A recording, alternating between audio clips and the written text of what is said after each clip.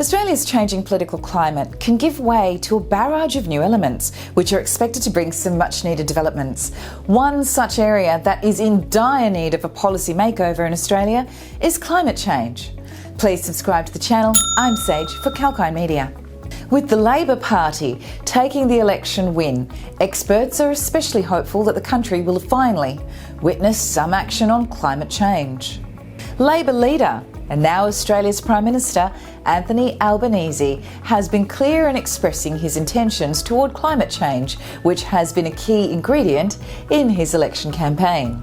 On the contrary, the former coalition leader, Scott Morrison, has delayed acting on climate change, prompting many global leaders to demand stricter policies from Australia. Labor's policies centred around climate change have likely been a key factor behind their latest win, as they have struck a chord with the voting population. Election polls had shown that the voters had put climate change as one of their top priorities while choosing a leader in the federal elections. And here is how Labor's climate change policies boosted their win.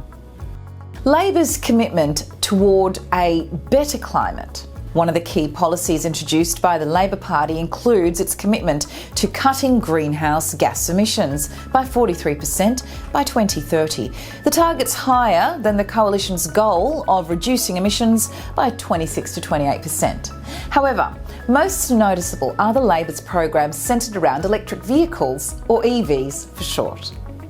The party had promised to make electric vehicles cheaper across the nation, augmented with the development of charging stations. The commitment toward boosting EVs is one of the many environmentally centred initiatives that Labor has announced.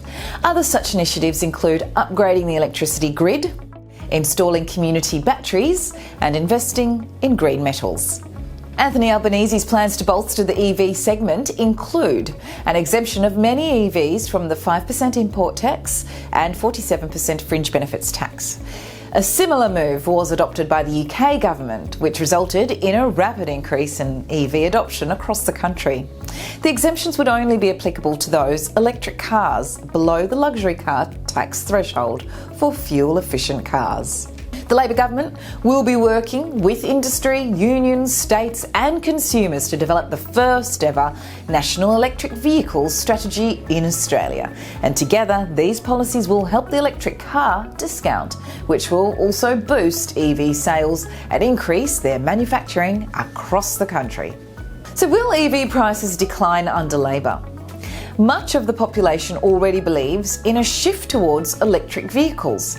The younger generation resonates more with climate-related agendas and policy action, paving the way for huge EV sales in the country. However, high EV prices have hampered their sales across Australia. Another issue is the lack of adequate supply of electric vehicles compared to the rising demand, and EV sellers across the United States and Europe have faced supply chain issues, resulting in a slower supply of cars to Australia. And additionally, the waiting period for most of these imported cars is as high as 9 months. Labor's plans to bolster EV manufacturing can be an ideal solution to the declining supply of these cars in Australia.